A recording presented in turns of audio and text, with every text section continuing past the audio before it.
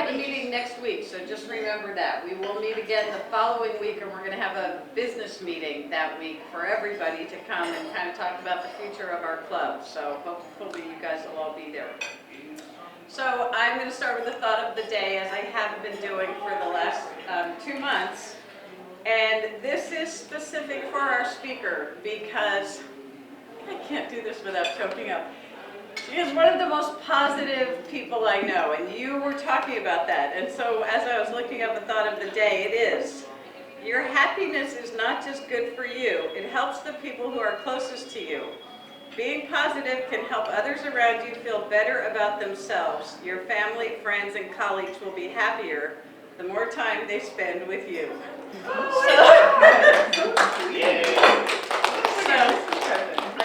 So I want to welcome Kelly Timchak.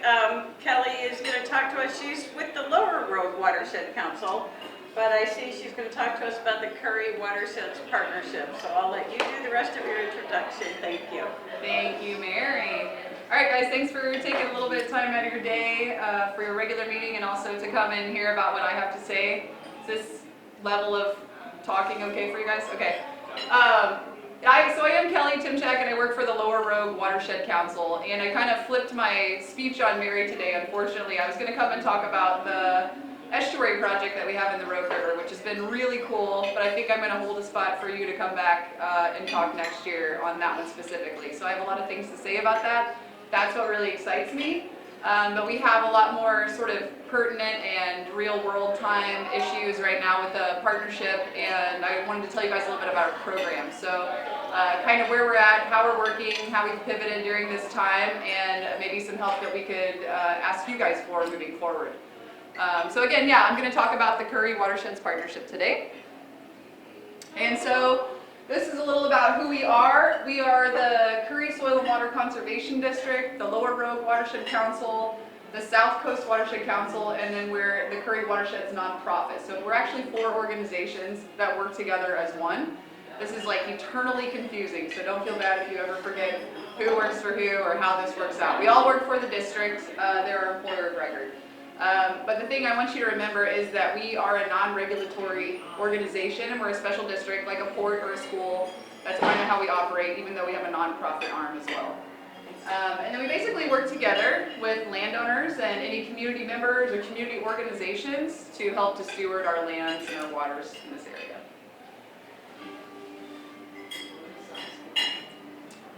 And so this is kind of small, so I'll just try and see if I can't translate it to you guys. Let me get my paper over here. But we have went through a process last year where we tried to really fine-tune our mission and make it easy, because we all have these ridiculously long missions, and nobody could quote it to anybody ever. So now it's basically this. It's supporting our communities to care for our lands and waters now and into the future. So that's it. And in any way we do that through our programs, which I'll talk to you about in a minute. So what we do is we work with anybody who wants to steward the shared natural resources. Nobody's off the table. It can be businesses, it can be individual landowners, and any other organizations, like I said. So what we do is we actually work with a lot of public agencies as well. Tabitha's here. We do a lot of work with the Forest Service, BLM, and even ODOT, and different unconventional partners you might think of. And we also work to create opportunities for local students and community members to learn more about their healthy rivers and streams, and even sustainable local agriculture. We do a lot of agriculture work too, to update practices, to make sure that they're using the best management strategies as well. And then we do bring public and private funding from outside of our county as well. So we do a lot of county fundraising and then grant writing, but then we also do reach out to our federal and state partners too. And then basically we use all that information to monitor the health of our watersheds and then try and share that information with our community. So how do we do this work? Basically it starts with money, so we have to have money to do this. We are completely grant driven. No one has a sustainable revenue stream in that building of 12 of us, so it's a pretty big organization to run on grants. But basically we'll work with landowners and try and understand their needs and goals. I think that's what's unique about us too. Usually when you're working with other businesses or even agencies, they have a line they have to take, they have to tow, and then we can actually work together with landowners to come with common goals so we can achieve both of our directives is what we're kind of looking for. So we'll work with landowners to help design solutions that like work for them. So that's kind of what we do. And we've all been doing this for about 25 years now. I've been there for 10 years this year, which is crazy. But the partnership's been together for 25 years. Oh. Okay. So our programs that I'm going to talk about today, maybe I'll move over here so you guys can see too. Everybody can see this way. Restoration is my most favorite program. This is what gets me going. This is what I love to do. So that's actually our biggest bucket. And Drew Harper works in restoration. He's our riparian guy, so he does all the tree planting and agricultural work with the farmers in the county as well. Water systems, getting cows out of streams and all that kind of stuff. He's a carpenter and a noodler by trade.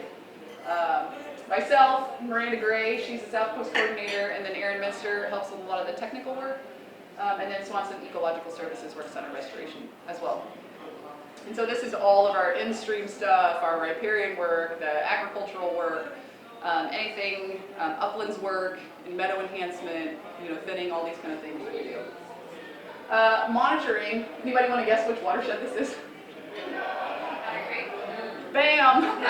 Yeah. Usually everybody knows pretty much right. This is the Rogue Estuary Project, by the way, in the slough where I would love to present my work next year to you guys. That is Hunter Creek, right in the estuary. So our monitoring program does a lot of water quality monitoring. And Robbie Laschek runs that program. And this particular project was looking at nutrient loading in Hunter Creek. But Robbie does a lot of E. coli measuring, he looks at temperature monitoring, he's got other citizen science opportunities. We just did our storm chaser program yesterday, so it was focused on North County this year. We're going to expand it to the rest of the county next year. So everybody went out at one time and collected samples, and we're going to look at turbidity. So another favorite program, weeds. Weeds is a huge program for us and has been more so in the last couple of years. It's really growing. So that's Dustin Williams, he's our on-the-ground guy, and then Erin Minster also helps with some of the outreach portion and grant writing as well. And then another favorite program is our education and outreach program with an emphasis on education. We're only just starting to build more outreach now, and I'm going to tell you guys a little bit more about that. That was Kathy Bowden, and Stacia Ryder had been our coordinator for about 16 years, and she just retired from that position. So her last month was this month. And so Is Stacia still here? she'll live here. She's here. Yeah, she's in Langwoods. So I'm only going to go into in-depth a little bit into the last two programs I mentioned.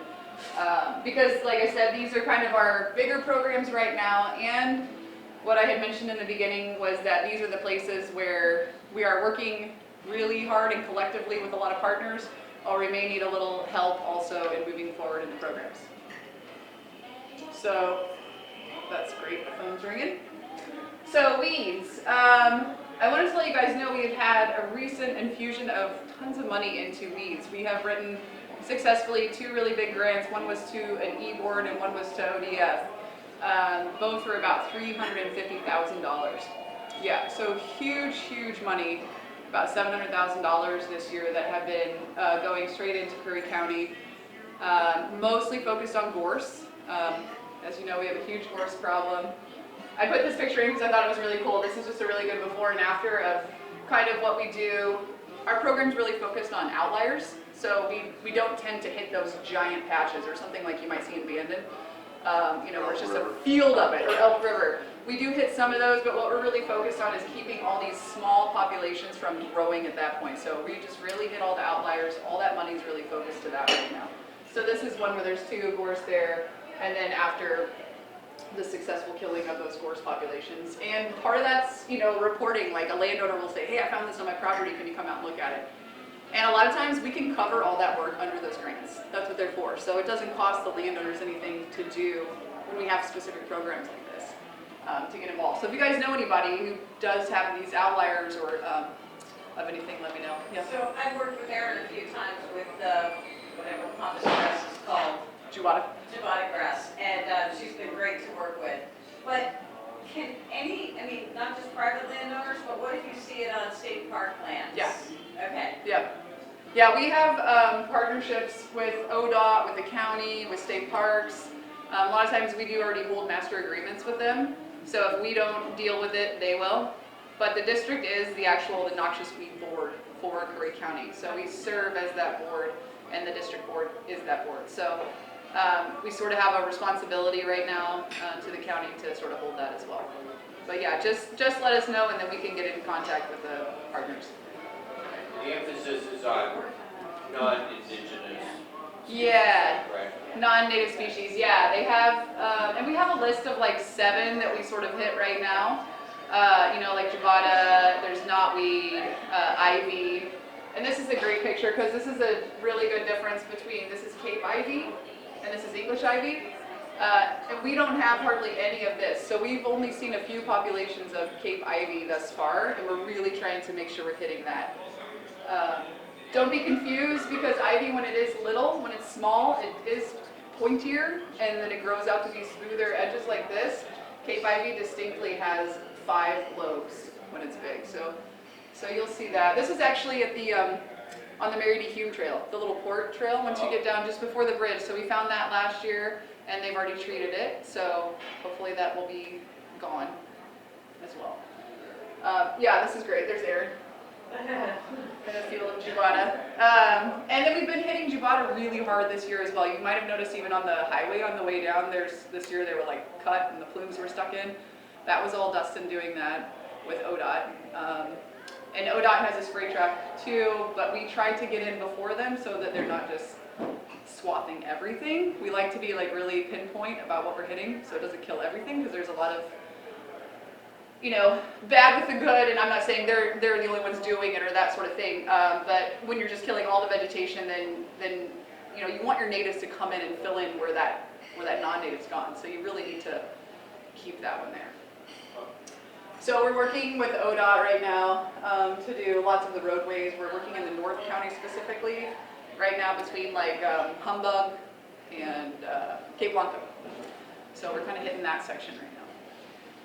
And then we have this program too, it's like a landowner fee for service. So if it's not one of the weeds we're hitting, and you know, but you have this problem on your property and you want to actually pay to have someone come and do it, we've kind of started doing that a little bit too. Depends on capacity. Dustin's only one person, so, but he does have a few people in North County who have had specific asks for that.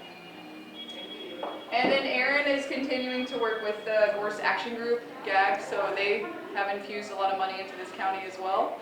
And we continue to work with them on grants and make sure that we're collaborating across Curry and Coos County too, so that we're watching our lines. Shaking her buddy. All right. Weeds. Oh, yeah. That doesn't include marijuana. It doesn't.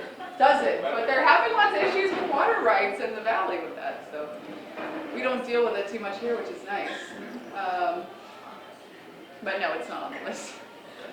The next program I kind of wanted to hit was education, and as I mentioned before, this is a sort of a stress on the education more than outreach, but as we're looking forward to hiring a new person, hopefully in the next couple weeks, we had some really great interviews, great applicants, so I'm really, really excited about taking this program forward with new energy and new ideas. So I'm going to focus on this one first, the pivoting through COVID. Obviously, we were like very in schools. We're an in-school program. You know, we work with the students, the teachers, and we're in there, and then COVID happened and we weren't allowed in school. So we had to pivot really quickly and think about what else to do and how to move forward. So we immediately started planning, and then we went through a strategic plan to sort of say, we do a lot of really good things and we do a ton of stuff, but we don't have enough capacity to do all this stuff. What are the 3 things we're going to do, and we're going to nail it? And then teachers are going to know exactly how to plug into this. And so that's what we ended up doing with our strategic plan last year. And Stacia and Kathy, and we hired a consultant to kind of work through that plan. So school gardens became the #1 thing. It was like, let's get our kids outside. We can do a lot of watershed lessons, you know, through gardens. And so we did that. So we have a school garden. This is the one in Driftwood that's highlighted here. And there's also a really big one at Riley Creek, which it's gorgeous. And the Master Gardeners really help out with that too. They've been amazing partners there. And so we've done that. And then we actually did provide outdoor school for the last 2 summers as well. Over the summer, we did one at Camp Myrtlewood 2 summers ago, and then last year we provided one for Coquille at Camp Myrtlewood as well. So we pivoted that way and thought, well, let's go do that, and they hadn't asked, so we did it.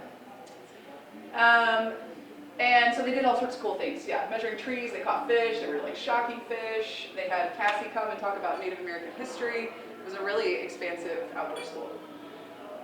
So we were supposed to usually get a farm to school grant, which allows us to do all of our school gardening work. It's had us do cooking classes with kids, so you can actually like take them through the whole thing.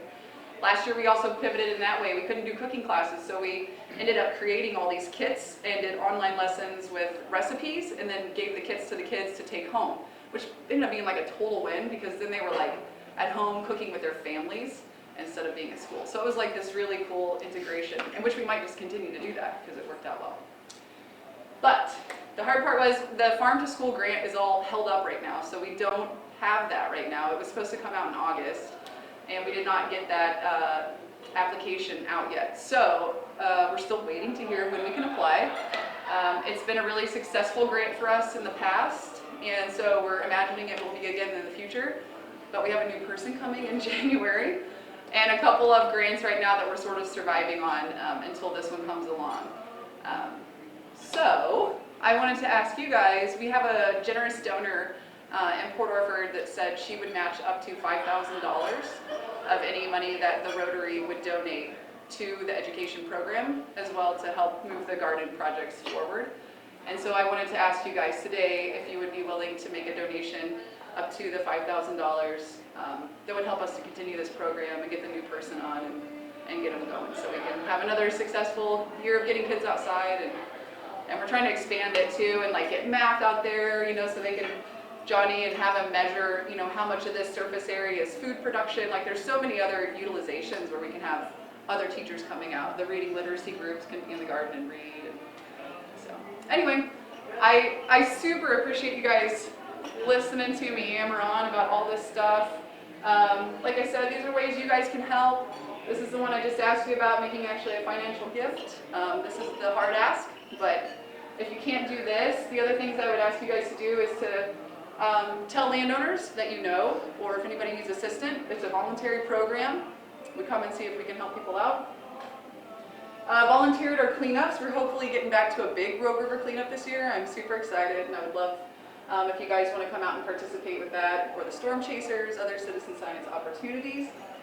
And then the other thing is just talking about us and the work that we do. And to that note, I just want to let you guys know we have brand new shiny brochures and rat cards. If you guys want to take one home today or give some to pass out. This is also our summer and fall curry currents, and it's focused on weeds. So it talks about some of those very big projects that I mentioned that we did with those 2 big money infusions are in there. So feel free to take whatever you want today and pass it around. Put it in your offices for other people to get. Tara, do you have a question? I do. What is the Storm Chasers, Kelly?